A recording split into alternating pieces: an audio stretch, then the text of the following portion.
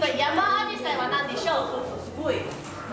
山アジサイは日本のアジサイだから、Japanese hydrangea。Wow, yeah. Like, you know, your expressions is very important to other cultures.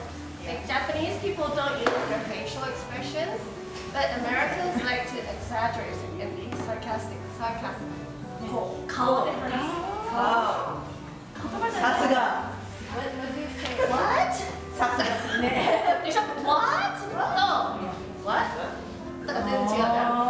だから顔でちょっとそういう表情が豊かなんだね。多分それでシェリはすごい顔で目力って言われる。確かに目力はある。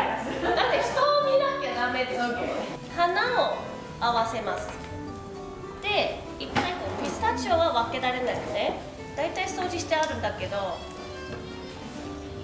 下の方に葉っぱを取って結構きれいに取って、でもうちょっと高さを出したいから先に上の方の土を一回りきれいにする。濡れやすい How do you say?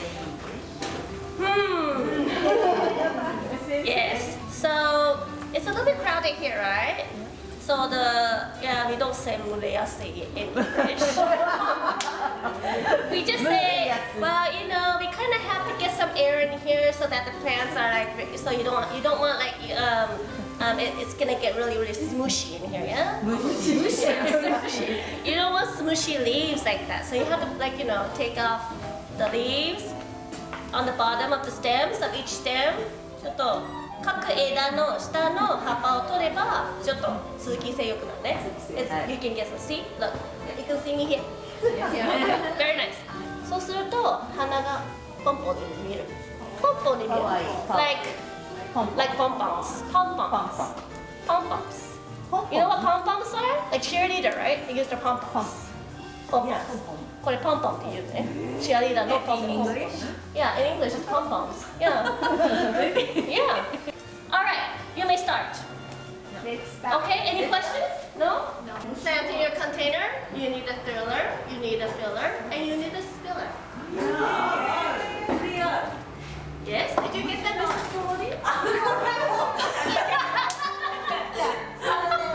Wow, Mrs. Kumori, you are so fast! 意外と考えるタイプで、なるほど。そう静かに考えるね。Mrs. Kumori is already. 早い。Wow, so ready. バッチリは英語で。Great.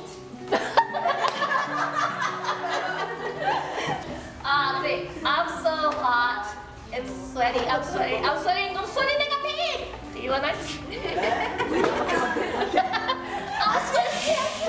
so hot. I'm sweating like a pig.